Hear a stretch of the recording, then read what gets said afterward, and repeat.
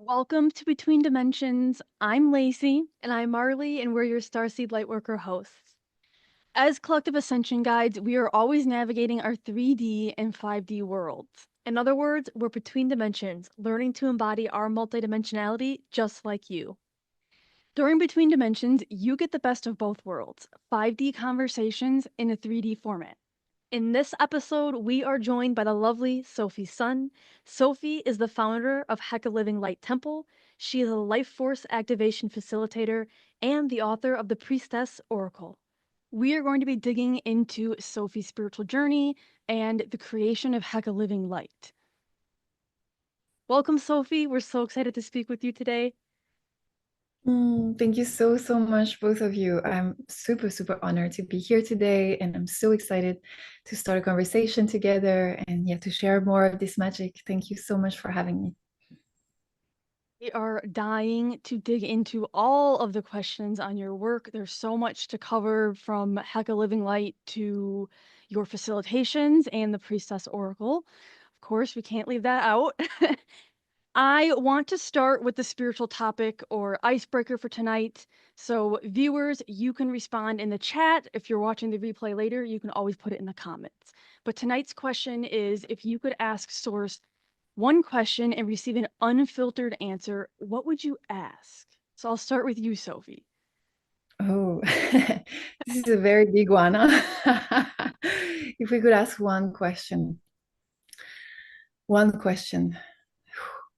It's a very big one, but I think that one question that I would love to ask, especially now and ever, it's just how can humanity remember love faster, remember divinity faster? Yeah, I feel like this is the core of my work, the core of our work and what we're doing, this divine remembrance, and how can we, just fasten the process so that all together we come back home, we inside and come back home as humanity on earth. It's already happening, but that might be the question. And at the same time, when I'm saying this, it's like I remember how the path is always guiding us to listen more than seek, right? We start by seeking, but then we're just reminded that we must be listening. And when we listen, actually all the answers are found and this love is found. So maybe how can we all listen a little closer? That would be the question.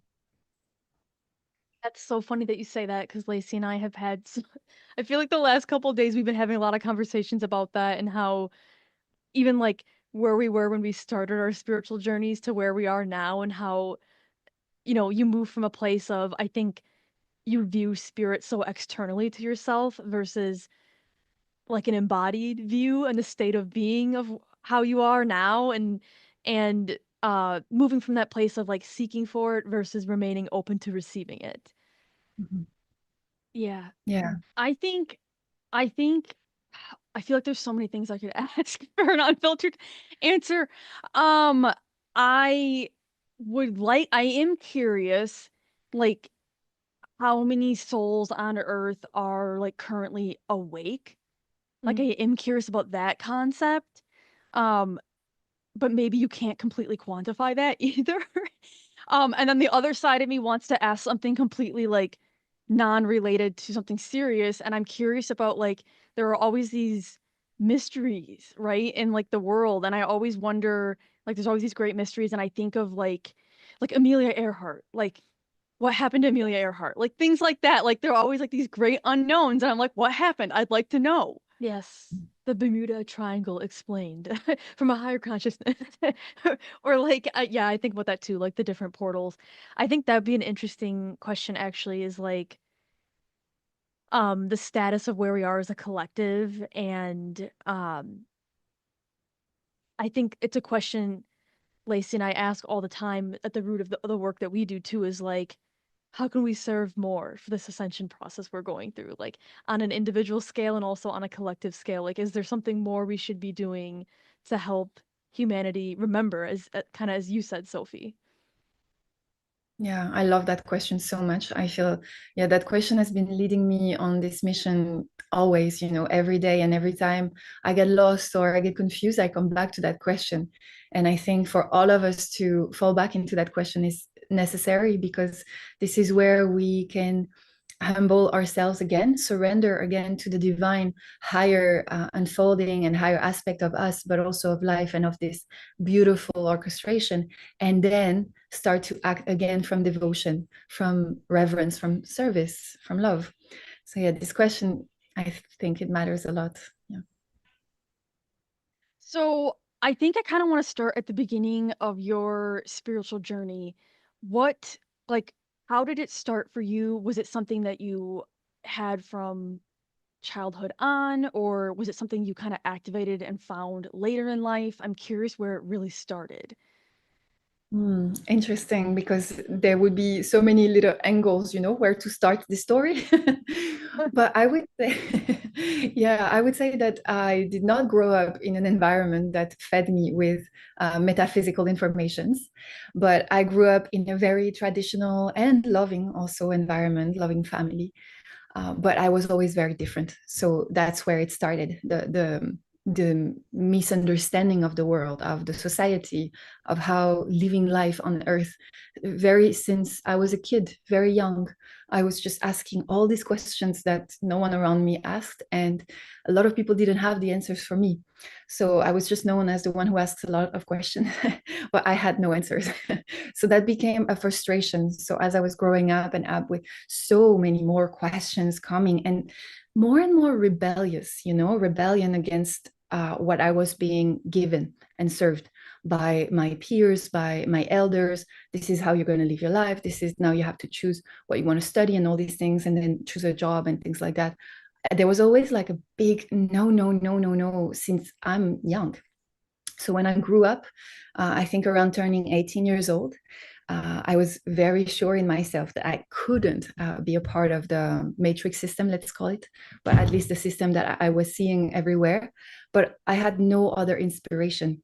That was my problem. I was just acting in rebellion, and there was nothing else. There was just this little piece of hope inside that something else must exist. We must be meant for something more than this.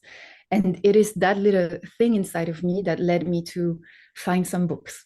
And so it started like this for me. I found some books about quantum physics applied to life.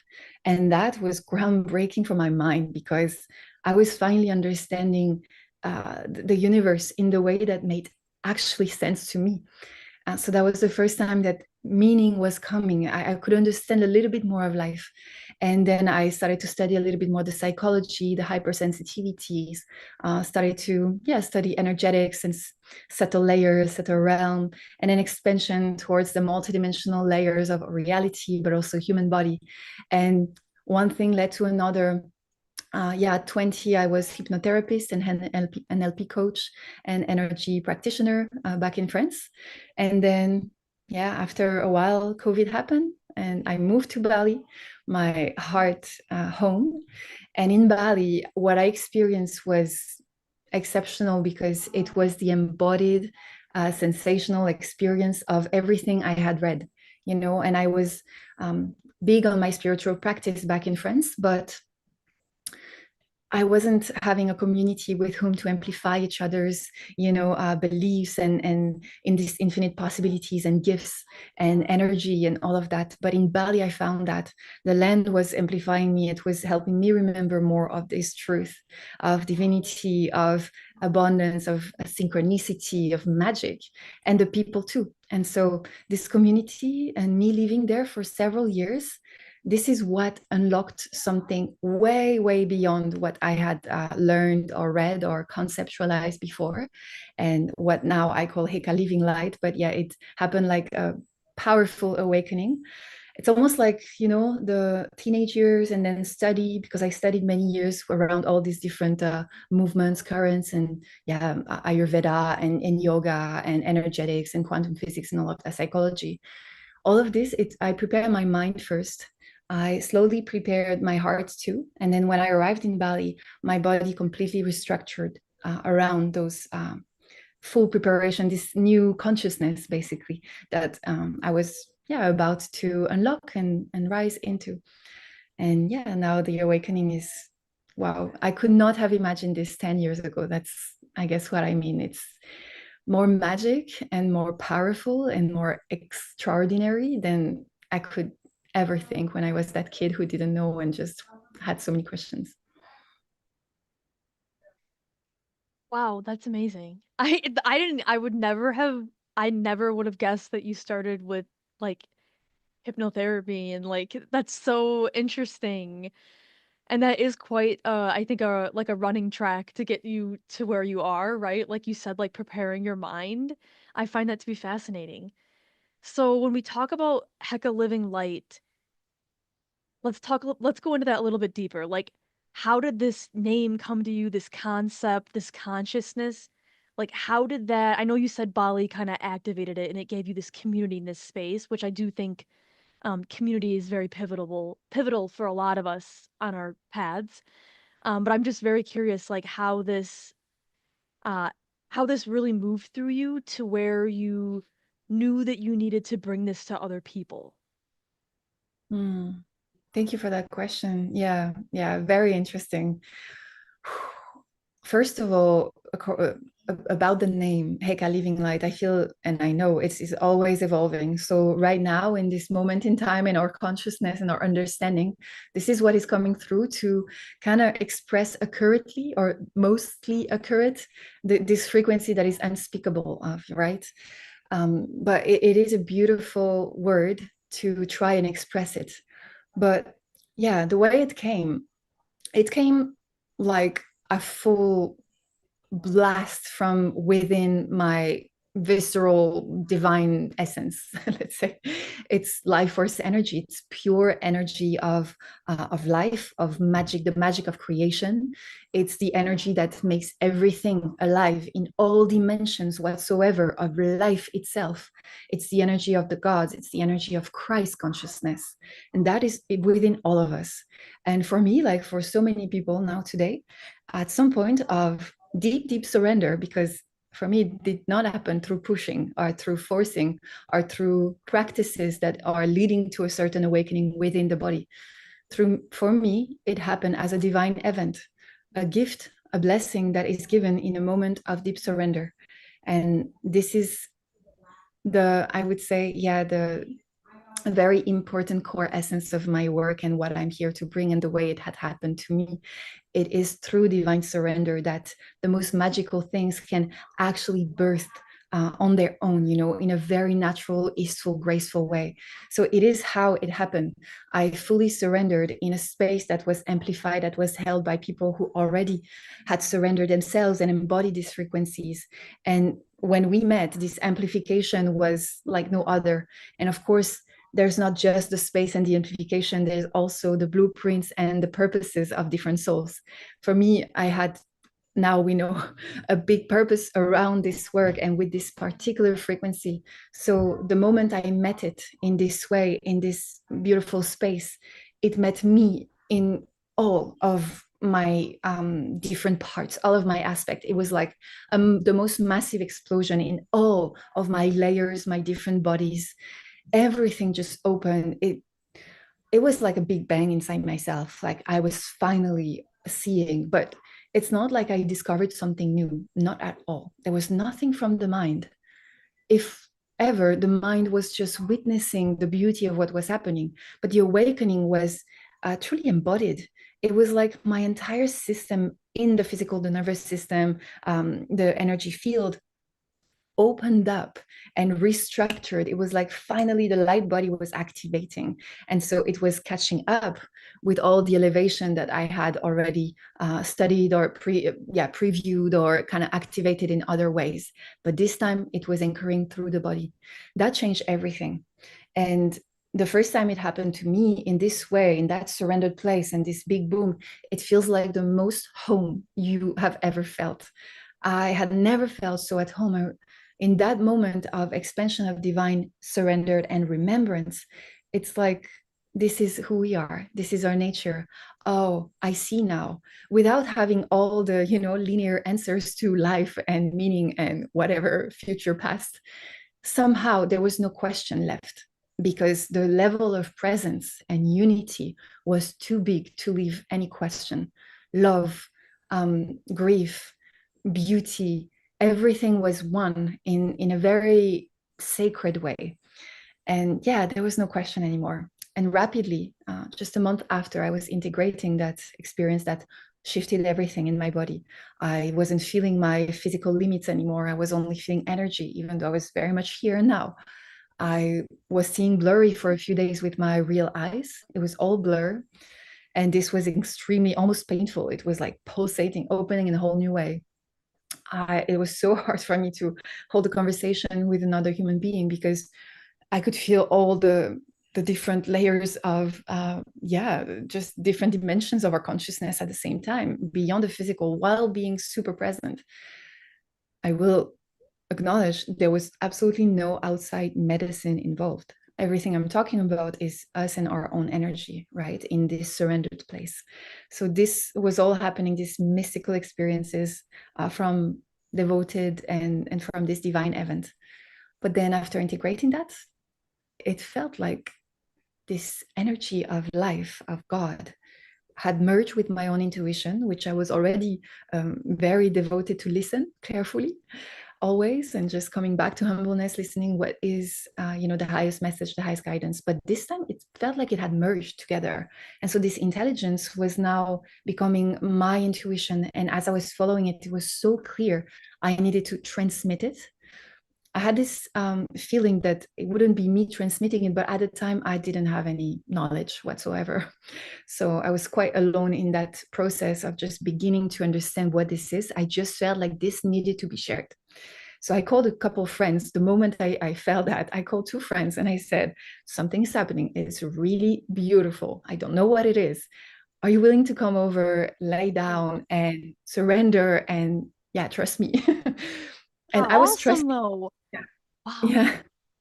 Yeah. Yeah. It was really intuitive. And I was trusting it more than I was trusting my mind, because my mind was completely falling behind. It didn't understand none of it and had no answer for no question that I had or my friends had. But my friends trusted me. So they came over and, and I didn't know what to do. I was just trusting this thing. And then I was doing all the things, with my mind, preparing the space, running around the space so that the energy comes here and they can feel it too. And that was all my mind. But beyond my mind, the intelligence of living light already knew what it wanted to do. And it wanted to give us the experience that this is possible, that we can open those portals of light for each other and together amplify this remembrance and this embodied feeling of unity, of harmony that comes and heals so much in our system. And it did happen. So my two friends had a powerful, unique experience. And that for me was the beginning of everything.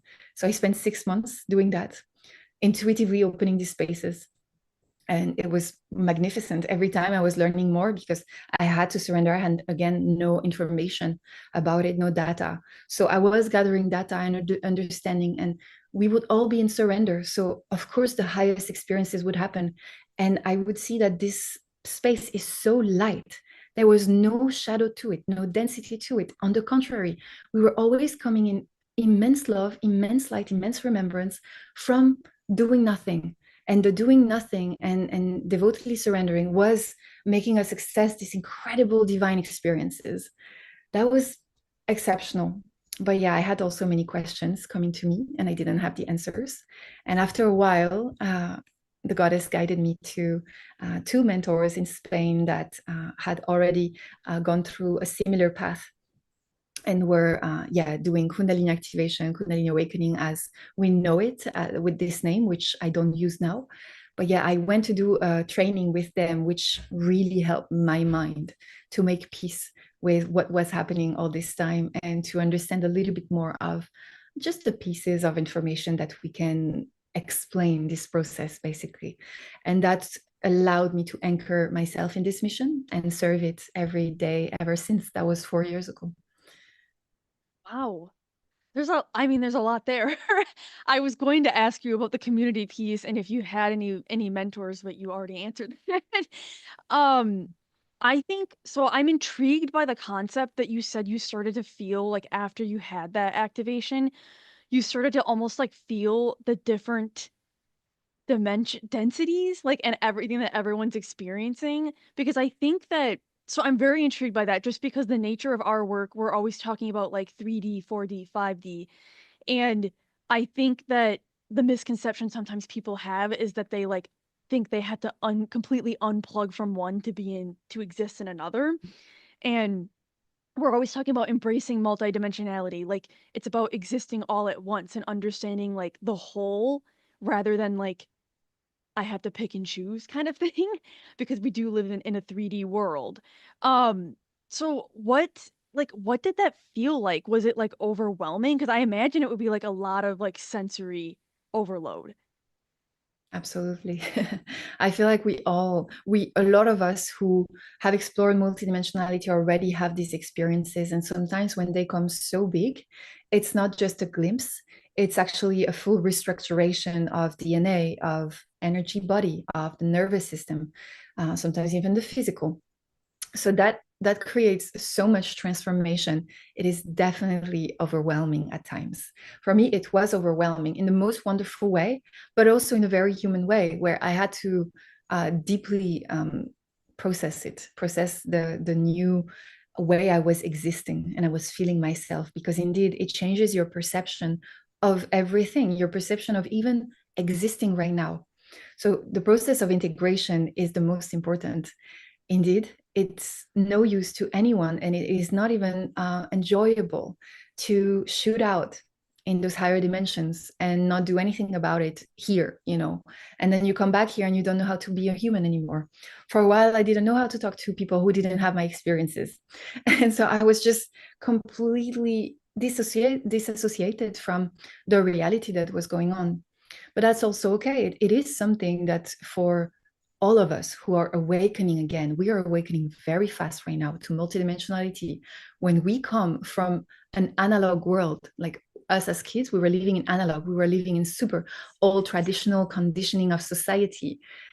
And now we have evolved so much. Everything has been so fast, and awakening and remembering and re-accessing multidimensionality is happening. So it is normal that we are overwhelmed sometimes. And now it's important to find the right people, the right environment, and the right mindset for us to go through these times. But I think this is our destiny. And we're living it right now. It's not a destiny of the future. It's the destiny we're actually living now. We were always meant to remember the miracles that we are. We were always meant to remember how infinitely magical we are. And those are not just beautiful abstract words, they're actually real. This is reality. And we were always meant to embody this magic, where we can precipitate in a material from thought alone, where we can perform a miracle from a heart intention alone, where we can defy the laws of the 3D, but within the 3D. So it's all happening here. And that's why this multidimensional embodiment, it's in the body. The work that I'm doing with Heka Living Light is serving that exact purpose. It's teaching us to surrender and be present in our body while we are completely open to all that we are. And while we are all that we are, this incredibly coherent, harmonious frequency of light is actually harmonizing, healing all the places in us so that we can be anchored in that peace, in that knowing, in that faith, and in that truth of the miracle and the magic we are. That's amazing. So true. I think that resonates a lot with the same experiences and belief systems Lacey and I have. I am curious. So you had talked about your kind of mentors from Spain and Kundalini. Like, is there a difference in Kundalini and Heka Living Light? Because at least object on the outside, like Lacey and I do feel like there's a difference energetically between like what would be a Kundalini experience versus Heka Living Light. So I'm just curious in your words, because you said you don't use that term anymore. So I just feel like there's a completely different meaning behind Heka Living Light, though, and how this works. Yeah, absolutely. Thank you for asking that. It's true. I think, everyone carries a unique imprint, a unique signature, unique soul medicine they are meant to carry. And in the realm of life force activation, Kundalini activation, all of that, each facilitator are meant to bring forth a different quality of these frequencies. But intention matters a lot too. A very devoted, egoless a facilitator will actually be a vessel that is a bit clearer for the light frequency that wants to come through, because the facilitator is not the transmitter. We are just vessels. So the clearer we are with less egoic intentions, the clearer the transmission will be from the highest light. And so for me, the way I saw it along the years, so those first mentors, and people come and go in our life, at the perfect timings.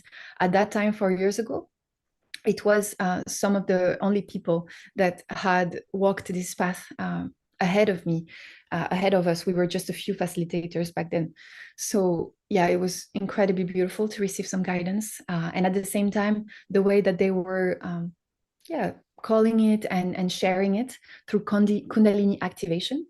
Over time, for me, serving this frequency daily by surrendering more and more to every space, I just noticed that we were not awakening Kundalini.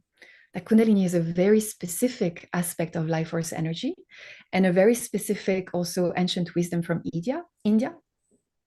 And that's just not what was happening in my spaces at all. Sometimes people would feel the rush, of course, in the Sushumna, in the central channel, and the energy moving there too. But that was not just that. It was so much more vast.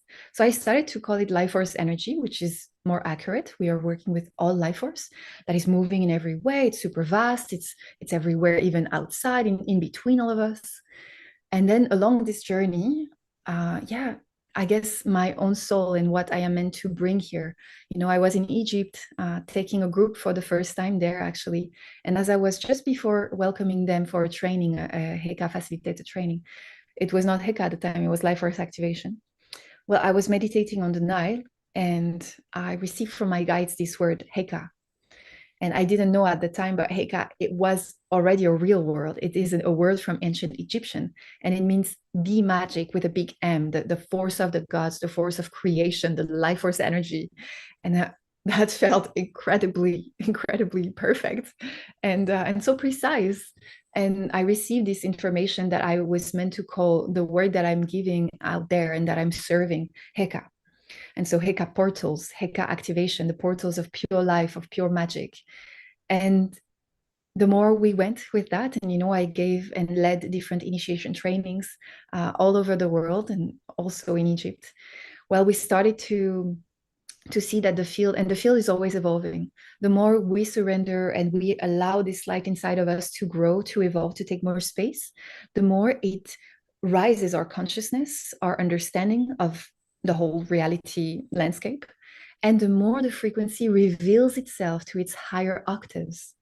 That has been the most exceptional thing to witness and to steward as well, because it always gives us the next phase of its own truth, but because we are now ready. So it always evolved, and Heka has evolved into the highest light. I understood, not just from me, it's, with the feedback of the thousands of people coming to those sessions. When I hear their feedbacks, what they're feeling, we start to kind of gather all the pieces of the puzzle together. And what we understand is that this is the lineage and a straight, direct energy transmission from the highest light of Christ, source, Sophia Christ consciousness, the Christ consciousness, the divine mother aspect of it. And it is the highest light because it's incredibly coherent and it brings back the harmony in everything. But it's also soft, even though it is powerful and mystical experience can be quite big, it's still in this such soft, unforceful way. And so recently, this last year, it has evolved into living light, because together in Egypt with other facilitators, we took it further. I took people now to an initiation of a level 2 where we're already on the same level together, already embodying and serving this frequency, all facilitators. And then sitting in this council, what happens? And we discovered that together, and the field revealed itself in ways that we could not imagine. It is an organic, living field that is moving us, and there is no more separation, no more boundaries between, the one facilitating, the one receiving. Everything fades, and the telepathy, the multidimensional awareness and consciousness and the unity, while people are being so sovereign in their own uniqueness, it was glorious. So we had already 2 of these experiences, and yet this field just is alive. It's highly intelligent. It is pure divine love, divine mother energy. And it keeps on giving us. It truly is a God-given gift and a blessing. Yeah. I think that there's something, I think it's really important the work that you're doing in with group too, in terms of like bringing people together and guiding them through this process in order to help them and help them serve. I also think like just for example, because like the two of us, because we do a lot of ascension starseed work, we had each other going through that experience, but like we didn't really have like anyone else that we could go to with it. We kind of had to like lead ourselves through that process, which is why like we literally are creating a community today. We just announced it. We're creating a community so that we can help our clients also bring them together in community to help understand each other's journeys and what they're going through. So I think like that community aspect of what you're doing, like it's like we're not meant to do things alone. Like we always say that we're not meant to be here alone and just like be in a silo or in solitude away from each other. We're meant to connect with others and expand each other and activate each other. So I think that's like incredible that you're doing that. And I also am curious, when you started doing this, I feel like how it's being described and how I'm receiving it is it took a lot of trust and surrender to do this work and really like tap into, okay, like I'm here and I can guide people through this and facilitate it. Um, and I'm curious, did you ever feel any like pressure in terms of how you were serving because it was so like innovative, like it's new, right? You didn't exactly have someone to like point to and say like this is what I'm doing. Like it's kind of like you had to build that path on your own. Yeah, it's true. Thank you for talking about that. It took so much trust and faith, but I would say that was easy for me to reach, even though it was a challenge of every day for me, in my personal, let's say, wounds or weaknesses. It was always about, am I enough? Am I doing enough? Am I serving well enough? So because of that, it was a daily challenge, and definitely overcoming of every day for me. But at the time, I was already living in such a flow state, my life in Bali. I had given up so much in my life already. I had stripped away a lot of things that I loved, that I used to love. I had left a relationship, I had left my home country, and I had already surrendered so much of who I was and my identities and my beliefs of life. So when this work arised in me, it was actually at the perfect time, because all I had was faith and joy of the excitement of what life could be next, and the magic that could unfold. So when that happened in this way, for me, that was it. It was just absolutely perfect and the perfect next step. So that faith, that confidence into the path, into this living intelligence, it was just the most natural thing. So even though there was no guidance, I was the happiest, honestly. It was perfect because it was guiding me. And at the time, and to this day, actually, believing and trusting into this intuitive guidance, it's the most important thing I can do. And it's the most rewarding. It will give out the most amazing results. So, it was always a good thing. Amazing. So I do want to ask about the locations that you do your facilitations at, because we are very big travelers and we love the energetics of new locations, and we feel like there's always distinct reasons and energies and activations for wherever we're being drawn to go. So I'm curious how you chose or continue to choose your locations for your facilitations in these trainings. This is a beautiful topic, because I agree. The lands are awakening just like we are. The lands are remembering their original divine blueprint, just like we are. So it is not random when we are called to a place. And of course, it won't be a surprise when I tell you that I am just waiting to be called by places. So I'm never We are too. choosing. Yeah, right. So how it happens? Well, usually if I personally was called to a place, it means that I'm supposed to be there. the way that I carry this work with Heka frequency, I'm now definitely embodied in this frequency. So if I am called somewhere, it has also something to do with that energy, and it goes beyond my mind and what I understand or what I even do on the conscious level, you know. But yeah, for the trainings, for the sessions, it always reveals itself, and it really started in different ways. It started in Bali, which for me was the vessel of this awakening on a personal level, and then kind of, you know, the mother helping the frequency to be set and to anchor and to ground in this world. So it happened like this. But then rapidly Egypt came through, and I had this full priestess remembrance of the priestess path and other lifetimes, and the gift of the priestess and the embodiment of it. So on my pilgrimage in Egypt and in the south of France, because that came at the same time with the Magdalene lineage, well, the Heka field was also working with those lands. And so I was led to, by, you know, a series of perfect opportunities and invitations to lead a retreat in France with Heka, and then to lead my first training in Egypt with Heka. And then Greece appeared, and Greece, Corfu, a very, very pristine island that holds the codes of Sophia Christ. All of a sudden, it called me as well. So every time that we brought Heka with groups to a new land, it felt like a homecoming, you know, like friends meeting each other again. Like it was always meant to be. And now the time has come. The divine timing has happened. And this is the moment that Heka is anchoring into these lands. So in Egypt, we've done a lot of work with that. And I feel like Egypt completely holds the magic that Heka is, of course. Ancient Egyptian lineage. I didn't talk about Isis, but Isis, Sophia Christ, it's all the same lineage. Mary Magdalene, they were all using, all the priestesses of Isis were using this magic as well and were embodied vessels for it. So when we go to Egypt, Egypt helps us remember more. It helps us always get to a higher octave of that energy.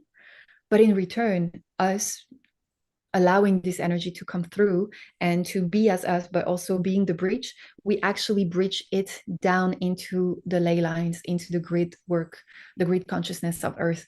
So us surrendering and being willing to do this work or is actually activating more of this golden light remembered in the lens too. So it is a given, win-win situation of every participant to this beautiful theater piece is giving a lot of light to each other. So it's again amplification of truth, you know, and every land reveals different aspect of that magic inside of us, inside the field of Heka. And we always anchor so much more light, so much more of that sovereign, embodied, and strong light. Yeah. I love that, especially since like we're the same way with where we're called to go, and it always like for example, like we haven't been to Egypt yet, and we're like, oh, we really want to go, but then I know like it has to be the right timing, right, for the right codes and the right activation. It's all about the timing of it. Because that's just how this energetic land works, right? How they like activate you at the right times. I love that about it.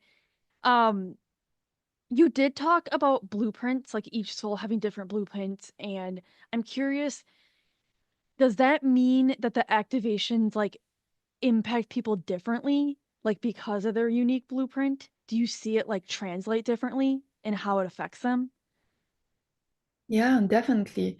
We can see it in many angles, but the activation will impact people differently by definition because this life force energy, this living light, when it expresses through the body, through the bodies even, and different times, you know, in your life, in your seasons of life, it will express in such different ways.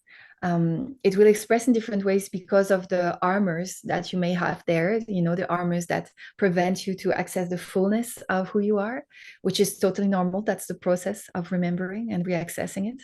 But it also will differ with the blueprints that you hold and the lineage also that you come from, and also this unique frequency you are meant to bring to the earth in your own purposes, you know, your own way of serving and doing your mission. So different blueprints, different lineages, you know, some people will be very connected to the earth or to even shamanism blueprints. Some people will be very connected to the cosmos and the starseed.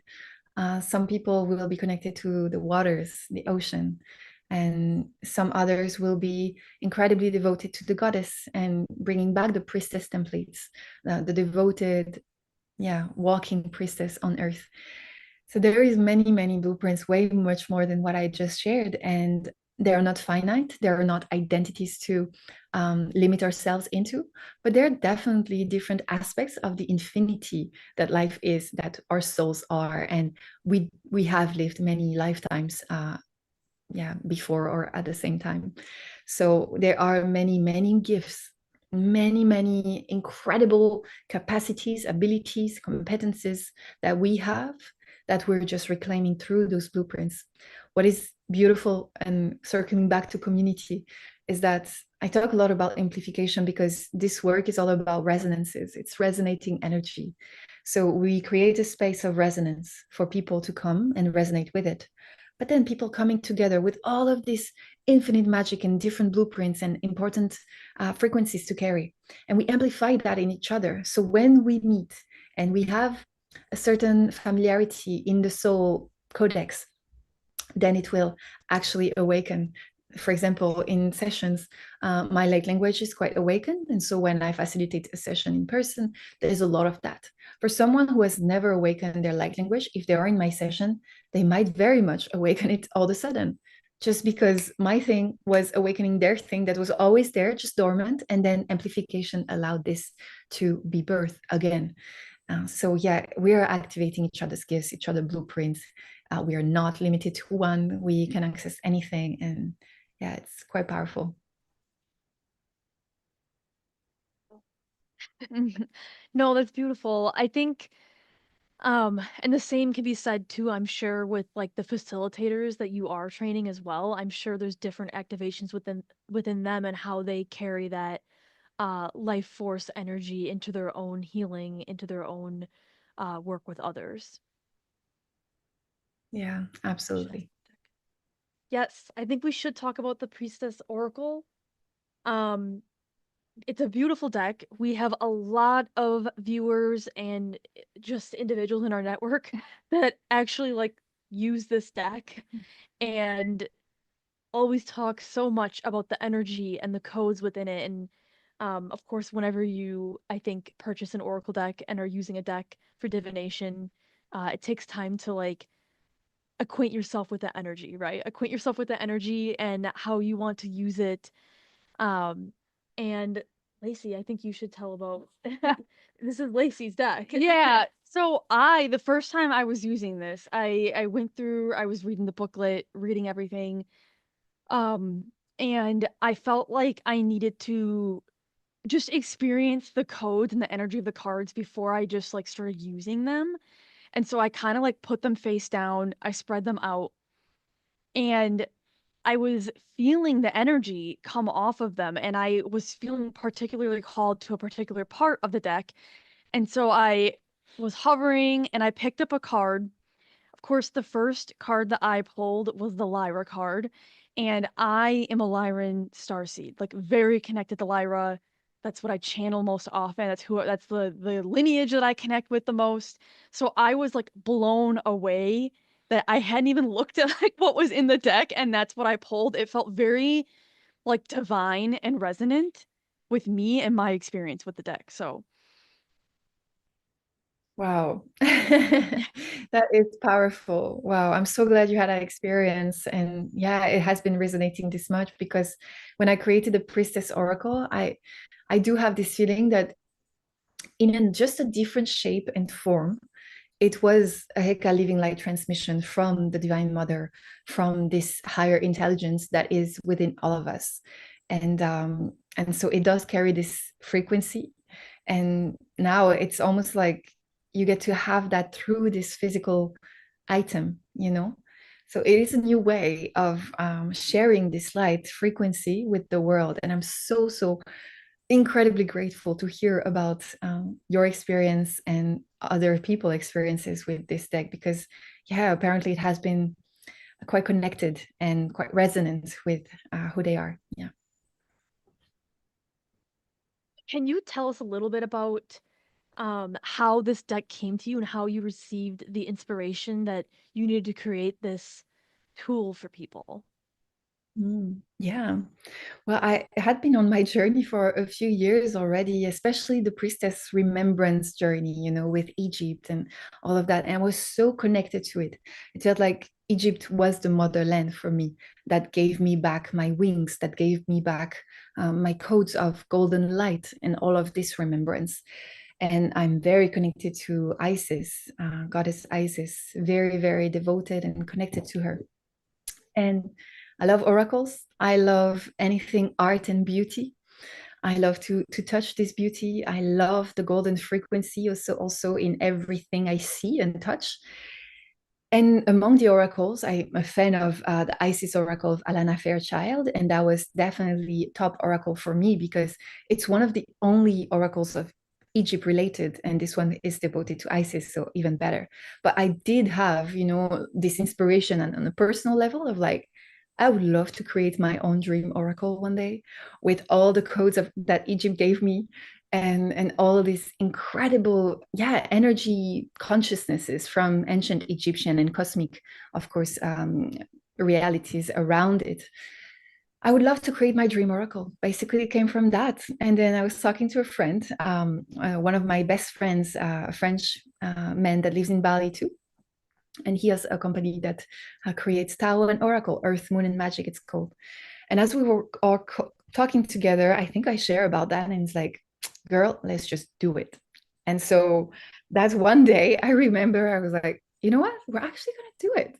And I had no idea it was going to be named the Priestess Oracle. Actually, the name came at the very end when the Oracle was fully created. But we knew it was the divine codes of ancient Egypt. And so that night, after seeing him, I went to bed. And I remember just taking my notes on my iPhone. And all of a sudden, I wrote everything. I had just all the cards, and I just knew. I had the full vision of the deck. And then the creation process started, and we had so much fun making the art because the art we made together with AI, and it was powerful that we could write the exact frequency because I already had written the guidebook. So all the messages, all the energies of the cards were there. We already knew the transmission that wanted to come through each card that was an activation card.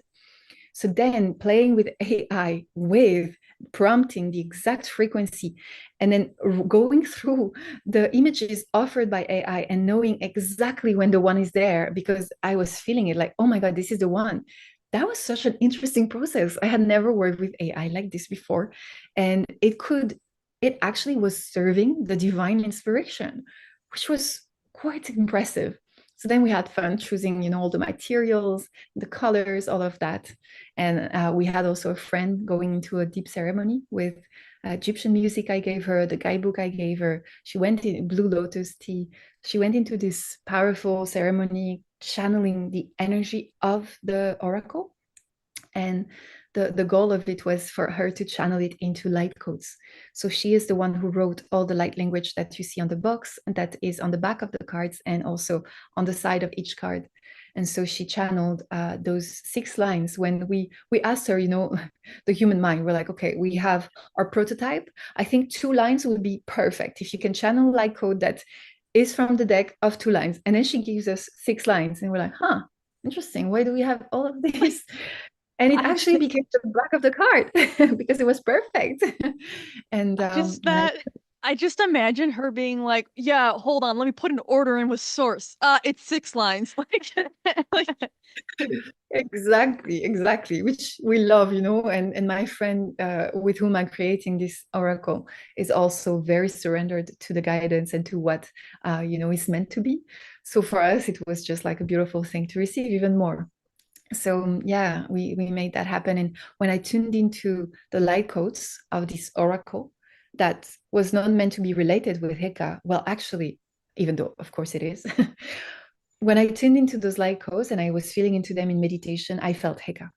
And so I felt like she channeled a codex illustrated of the Heka frequency, and now it carries through the deck. incredible. I love that story. It really like divinely like all lined up too. Yeah, I mean, I can only imagine like that AI process, like Totally, it's so fascinating to me. It just feels like such a bridge of like higher consciousness to like the 3D and like the way you can see like how it is possible to integrate. It just feels like a physical representation of like integration. Yes. True. Very true. Yeah. And I love that, more and more on this path, I understand how it's beautiful to be a human and to live in this 3D realm. And yes, it's full of density, but we are here to bring light to that density. We're not here to push away the density and not look at it and like, you know, Yeah. Yeah. integration. It's all about integration. And it's just like the mind and the heart inside of us. It's the same. Who is in service of whom? That's what Mm. matters. If we put technology in service of divinity, it's glorious. It's infinite possibilities in the 3D world. Now, if we put our wishes and our hopes and our dreams into the technology and the littleness of the mind, then that might be limited. So we have to always come back to trusting in the highest magic and the highest possibilities. But at times, if the 3D can actually serve that, then so be it. But yeah, maybe we don't need to hang on to that either, because we have even more magical ways to do things. It's a hot take, right? I That like is. that. No, it's a really great point. I like that because I think like especially with our work, like I mean, we've done it both ways, right? We've done it where you like completely dissociate from the 3D, and I've done it where it's like I'm so immersed in the 3D that it's like too much. So like going through, I mean, years ago, if you would have told us that we'd be doing this work, we would have been like, no way. Like, there's no way. So it's kind of funny with Yeah. where we arrived and how our journey ended up. But it's that integration and the intention, like you said, that's really, really important. I think we should do some spiritual hot seat questions, right? Yes. I think we need to get into Yeah. some of these. Okay. All right. So, what is your favorite way to recharge yourself when you feel like your life force energy is lower? Hmm. The last few months, it's been the ocean and surfing. I love surfing. Oh, I'm so Yeah, so jealous. I don't know how to ah, surf and I'm like fascinated by it. it's Did you exceptional. teach So, yourself? yes, basically with some friends giving me guidelines, but yeah, yeah, I'm very blessed here in Australia. There are some perfect waves for beginners, and yeah, this is the best. Honestly, being on my board with turtles around me and catching those waves, it's just divine recharge. Yeah, it's incredible. Love that. I was gonna say like we grew up around lakes, so we're like lake people. I'm like that with like being in the lake, being in the water, but we don't have ocean by us, so it's just Yeah. what we're used to. We're used Pick to up the fresh water.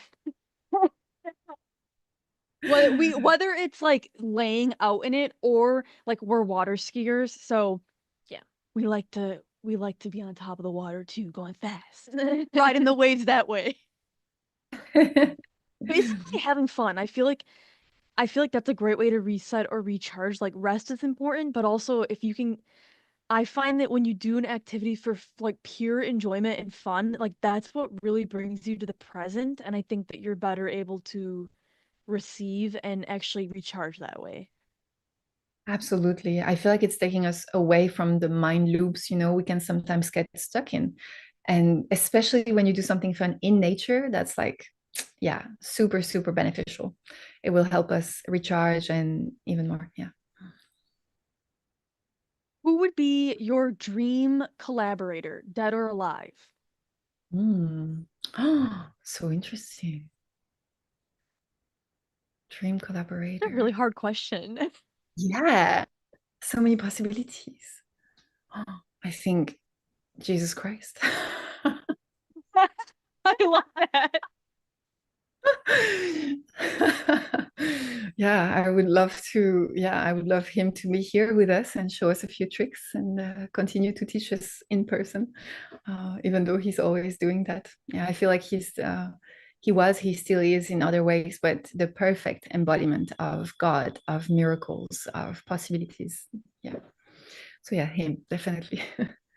That's a really good one. I actually don't even know if I can think of one person that would be like the guest. to connect with.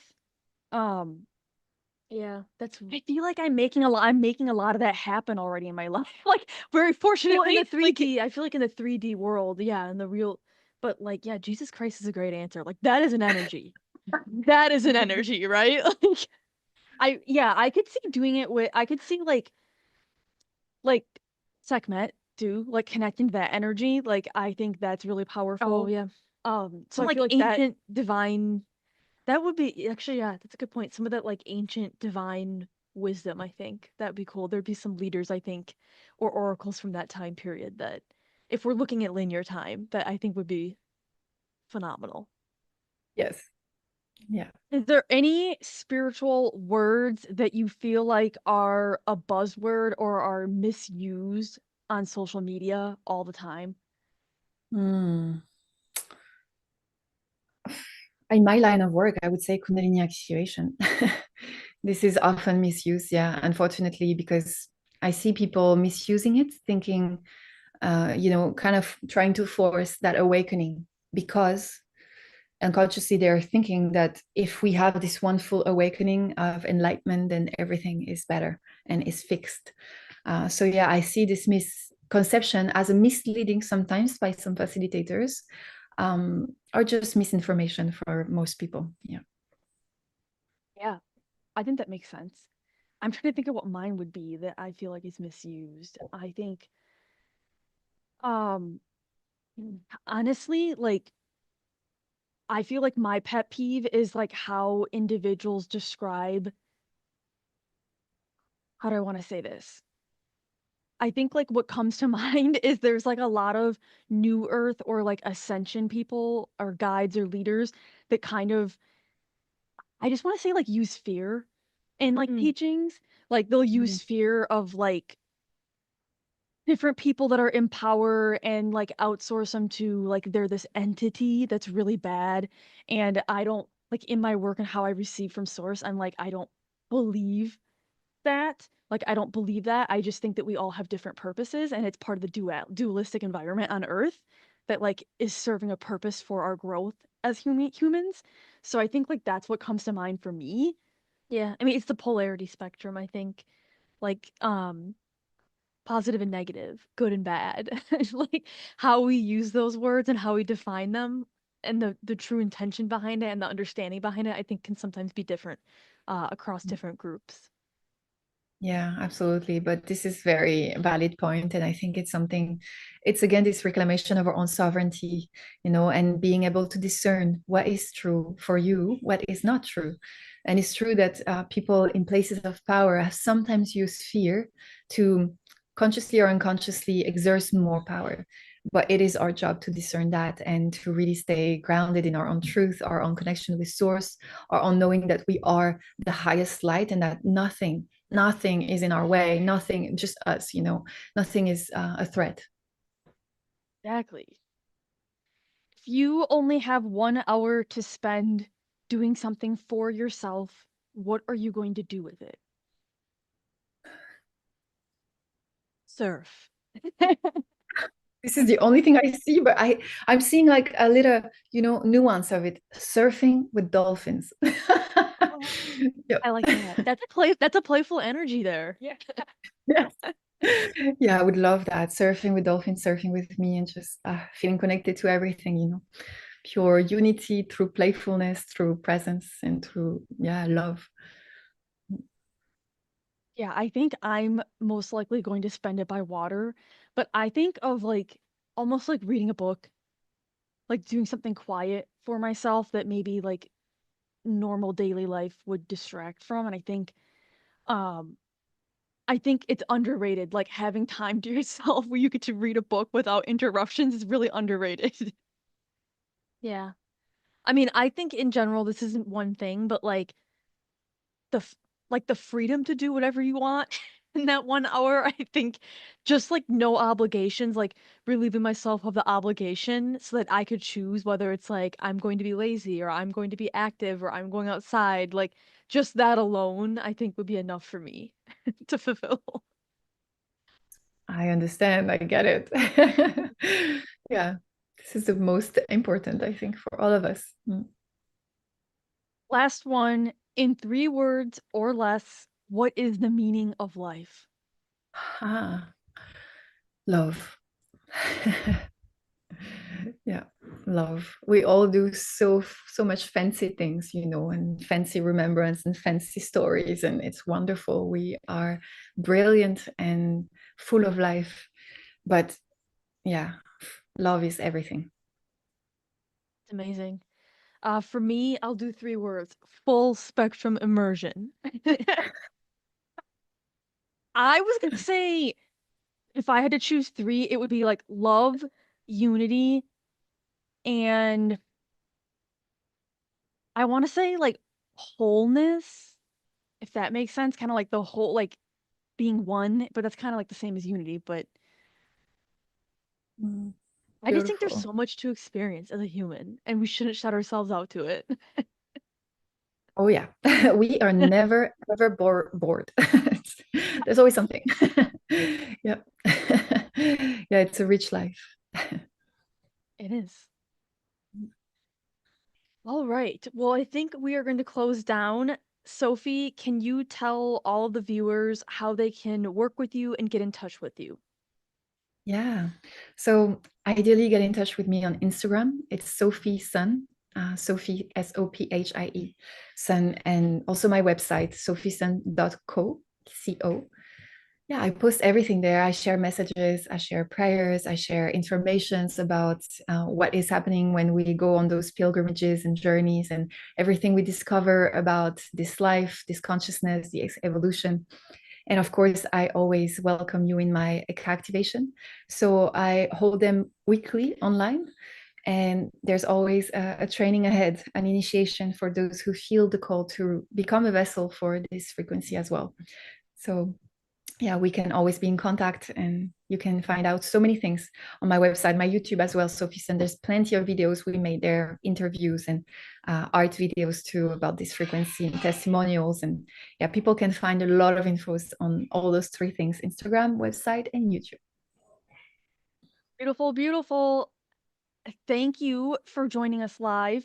And make sure all of you check out Sophie's work. It's all linked in the video description below. So her website, her socials, definitely check out her facilitations because she takes you to some beautiful locations to receive these activations. Yes, do not be shy. Step forward if you feel the call.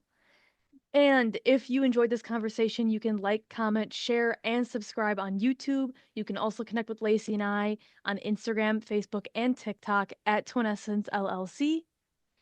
And the big news of the night that we just want to share for anybody who has not seen it on our social media is we just opened the doors to the Starseed Portal membership. So this is going to be your community to connect with other starseeds going through their awakening and ascension journeys.